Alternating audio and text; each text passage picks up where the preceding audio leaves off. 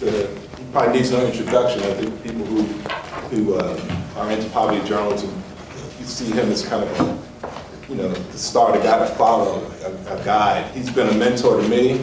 We worked together at the Baltimore Sun. He eats chocolates. He never bought me lunch, though. I'll add that. We didn't work together at the Baltimore Sun. No, at the Washington Post. I did say Baltimore Sun. At the Washington Post, I'd come from the Sun and was looking for a couple of free breakfasts and lunches, but he would attend but never buy. But Leon is now a professor at the University of Illinois. And was a longtime journalist at the Washington Post, worked in Africa, and was at the Post for 30 years, won a Pulitzer in 1995 for an extraordinary series about a woman who lived in Southeast DC.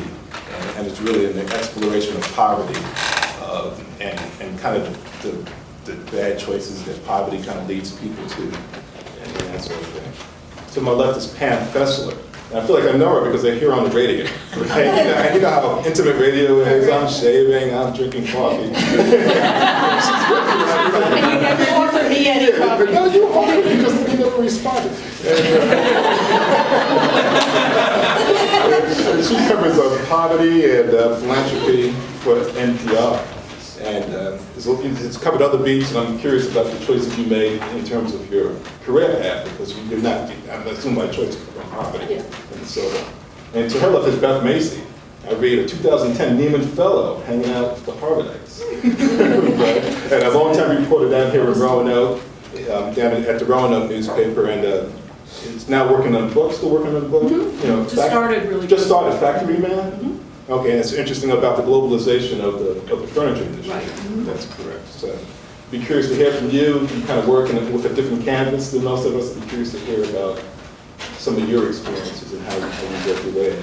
And finally, at the end here is Norris West. He's a good friend of mine and a former colleague. He's my colleague from the Baltimore Sun, who now works for the Annie Casey Foundation and has worked for the Maryland Department of Human Services in the past, among many other PR jobs. But he spent many years in the newsrooms, sort of doing what we do and trying to do the kinds of things we do to sort of lift up our work and make it better. So I think you could learn a lot of insight about maybe mistakes we commonly make, maybe mistakes that I've made. Maybe mistakes you made, or maybe what you know, things you know now that you wish you knew then, so to speak. So that's kind of the lineup here. And I thought I'd just start with a few questions if I could turn to my page here. And I'll just start with very basic things. And again, feel free to jump in and add to this conversation. Well, let's start with you, Pam. You cover poverty for a national news outlet, for NPR. People having their breakfasts, as I talked about when your reports come on. Talk to me a little bit about how you come up with your story ideas. What are you reading? What are you looking for? What are the elements that brings a subject to the level of a story idea? Well, a part of it has been because I just was fairly new covering poverty I started about 3 years ago doing it, and I have been covering lots of totally unrelated things like homeland security, taxes, all these different issues. And poverty was one of these things that in my career I had never covered. And so, speak up a little. I'm sorry. I have a cold, so please bear with me. Poverty was one of those things I never covered. So for me, it was actually kind of easy coming up with story ideas because everything was brand new to me. So it's like, okay, homelessness. What's going on with homelessness right now? What's going on with hunger right now? And so my first 2 years is basically taking every single major topic in poverty and trying to do a really in-depth feature about it and where it stood now. And this is one of the things that we talked about, and I think, Charlotte, you asked that question yesterday about the nonprofits, what's new that you have editors and people asking, well, what's the peg? And one of the things I've been able to do, and one of the great things about NPR is that we've been able to kind of find, with the way the economy is going right now, we've been able to find it's not as difficult as you might think to find a peg for almost any of these stories. So I just did a poverty series, a 4-part poverty series about 2 months ago. And it was mostly because I was frustrated when I went to my editors and I said, we are spending so much money and so much time on this, stupid campaign, every single aspect of it. I said, why don't we have reporters out, as many reporters as we have covering all these primaries, out covering poverty. And they said, okay, well, why don't you do a 4-part series? I was like, but which was great, I've got to give them credit for doing that. So the poverty, we couldn't think of a specific peg, so our peg was basically, nobody's talking about this. That was basically the only peg we had. And as I say, these stories had very few facts in them, but they had great stories about people. And I think, and it got a wonderful response. Do you find that these ideas are well received all the way up the chain at NPR, or do you have, someone who's active for you, Well, my editor is wonderful, so he's great. So he just feels the topic, he thinks it's important, and he's the national editor at NPR. There is a little bit of the day-to-day news to try to get these pieces on the shows, because the shows like them. But there's so much demand for daily news because this is not breaking news. It's very hard. My stories get held a lot. Like I'll do this story and they'll say, oh, we'd love to do this, but maybe we'll air it next week, which drives me nuts. And when I covered Homeland Security, this was right after 2001, and when I covered that, anything I would do would get on the air immediately. Even if somebody left like an old bologna sandwich at an airport and they thought it was a bomb, that would get on the air right away. But starving people, I have to struggle with it. We'll get a new poverty number next week, is that right? Right, Wednesday. Yeah, talk to all of us a little bit about kind of how NPR would probably handle that. Is that a one-day story, is that something you'll peel on? Yeah, I think we'll definitely feel, this definitely will be a quick one-day story on, so there could be poverty numbers, new ones coming out on Wednesday. So I'll probably do a story for all things considered. I probably might break into morning edition, to update morning edition, because it'll be coming out around 10 o'clock in the morning. And actually, we're still sort of figuring out now how to cover it differently than I've covered it the past 3 years. But there's always this great stuff in the numbers that I think will lead to numerous features, in the coming weeks and months, especially with the campaign. Because I actually think the numbers going to take on a whole new dimension. You've already heard the Republicans talking about, there's 1 in 6 people in poverty now. I think they're latching on to that. They're going to latch on to it on Wednesday. Great. Beth? I actually just want to. Oh, I'm sorry. I have a very practical question that my editor probably won't want to hear, but practically, I've been listening to these great story ideas. Now, I'm sure other people, I have a 1-year-old, a 3-year-old at home who like it when I'm home for putting them to bed and stuff. I'm wondering, practically speaking, how much time you have to spend outside, kind of 9 to 4, kind of day, going out and talking to people. Because for me, that's just not, at this point in time, I'm not willing to give up my family time with my little kids to, as important as poverty is, to go out and spend my entire life delving into these stories. So I'm wondering what your thoughts are on that, and if you have any tips for kind of quick hits and trying to study and really get these stories as efficiently and as effectively as possible. I'll just go quickly. I do find when I go out in the field and I'm spending time with people, I will have to spend time with them late at night, early in the morning, whenever they're available, whatever time of shifts they're working. I try to spend as much time with people as I can in their homes, because I find that's really the way that I get to know people. But a lot of people are unemployed, so they're home during the day. So you might just have to be more, pick and choose. But I don't think you should have trouble finding somebody during the day. Can I offer something real quick on that? Sure. A lot of that can be helped, I think, in the pre-recording. Just making the calls to the right people, finding the right people, drilling down to the individual people you think is going to illustrate the story best.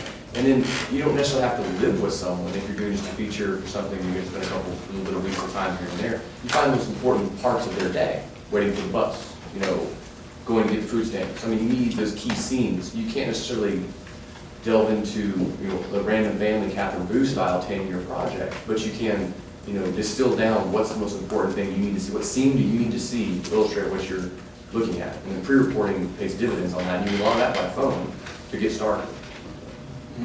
And the thing is, and depending on the kind of story you're doing, I remember some years ago I did a story about a housing project in East Baltimore.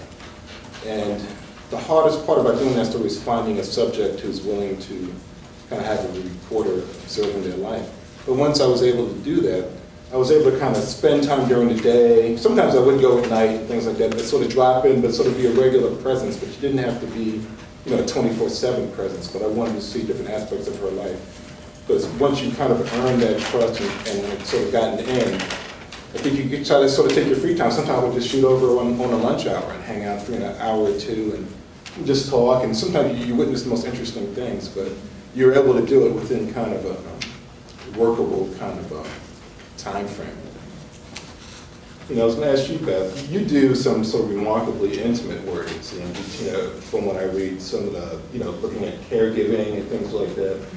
Talk to us a little bit about how you find subjects and explain why is it that they let you do this stuff? I don't know. I just, you know, I've been doing this 25 years, and I call it like a spidey sense. You know, like I was saying earlier, the hair on the back of your neck. When you meet somebody who not only illustrates like the thing you're trying to go after, let's say the caregiving thing. I did in 2009. I did a 10-part series on caregiving that ran occasionally. And my kickoff piece was a story about a woman who was 60 years old, taking care of her 69-year-old husband with dementia. She was too young to retire. She had to work, but she couldn't afford full-time care while she was at work for her husband. So I got to watch her as all these things unfolded, including he got kicked out of daycare. Eventually he ends up in a nursing home, but there were many like kind of ups and downs throughout that. And to your point, that's such a good point. I have older kids now, they're teenagers, and I also have a husband who works at home. So I've been really lucky to be able to, I arrange all my own interviews. I do a lot of stuff at night. The photographer on that piece who did an amazing video with it, he was with them on Christmas Day. Because I'm Jewish, it's no big deal. But, you know, he's looking for those really intimate moments. And one thing I do is I've been so lucky to have these amazing photographers that I work with. And I feel like an interview isn't really finished until I've interviewed the photographer about it.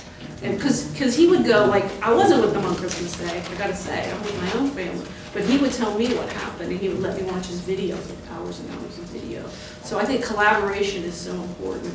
And also, we had a nice chat on the way over about just how hard intimate reporting is. Walt Harrington, who used to work with, or still works with Leon, I remember him saying, he gave a talk at our paper once about, I know I'm ready to write when I start dreaming about my subjects. I don't want to be dreaming about my subjects. That means I'm like really fretting about it, right? And he's just like, yeah, then I'm really ready to go. And so, you know, we have different stress like levels.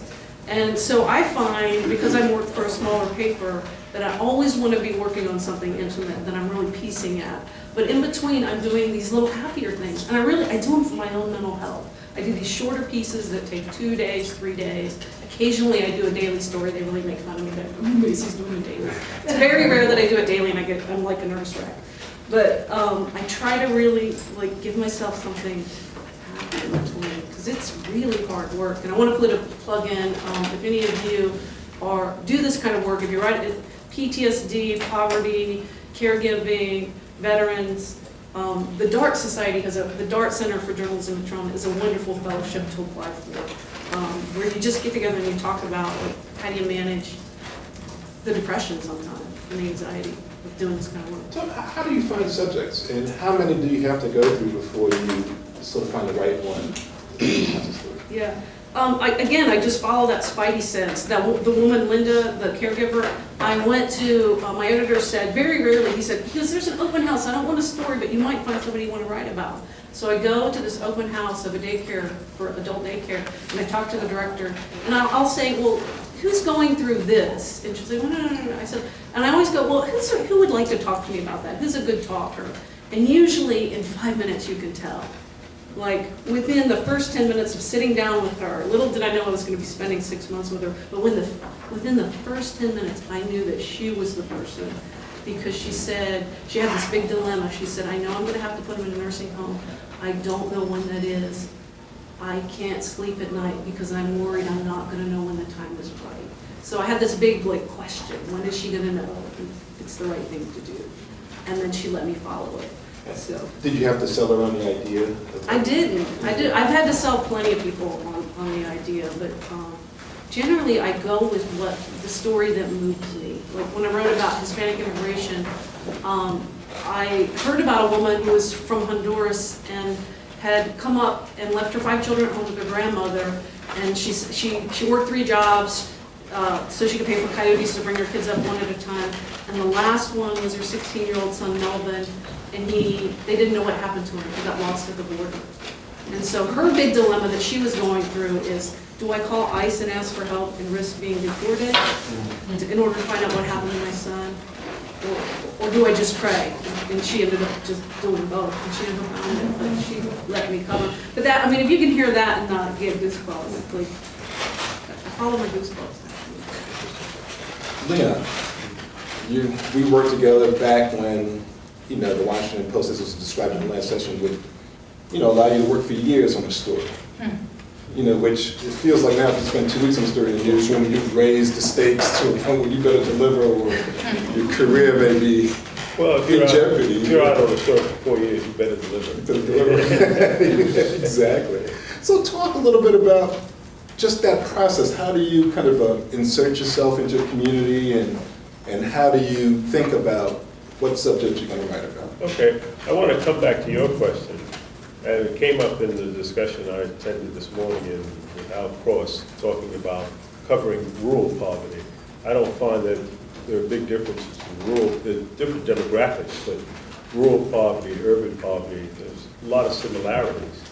And, if you're going to start out on a project about, let's say, urban poverty, when you're going around meeting people that you may want to interview at length at some point, I would structure the meeting so that I don't have to leave in a hurry. That's very important, and that point was made this morning. And that was something that became part of my introducing myself to people I wanted to write about.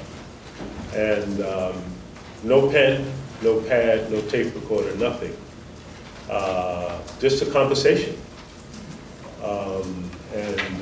And I'm not in a hurry because the interviews are going to start sometime in the future.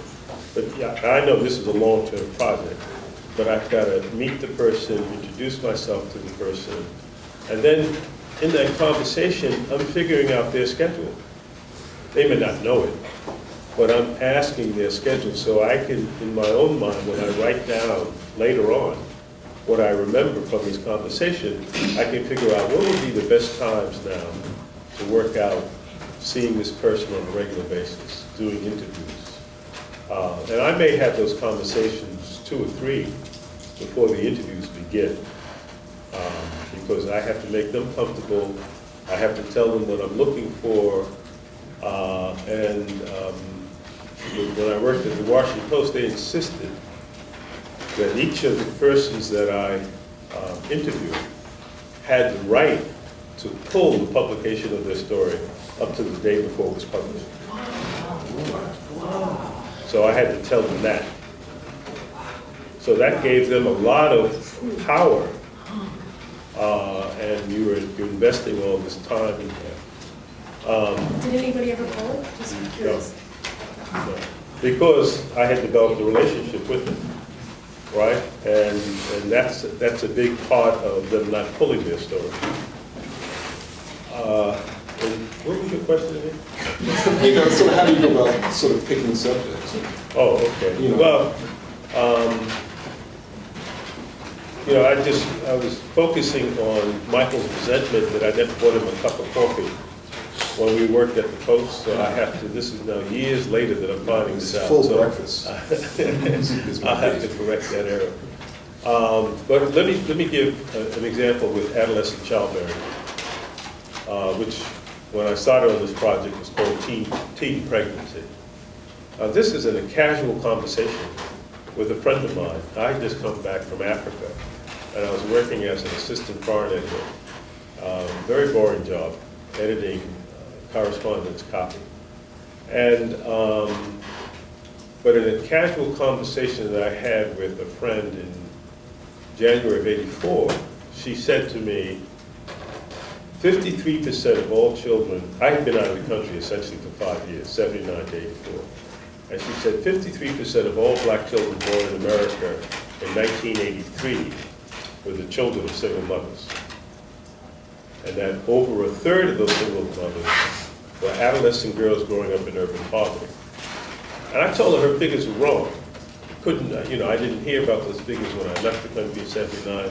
They seemed to be too high. And I said, where are you getting these figures? And she told me, I said, that person's wrong. He doesn't know what he's talking about. So she bet me a dinner at the most expensive restaurant in Georgetown.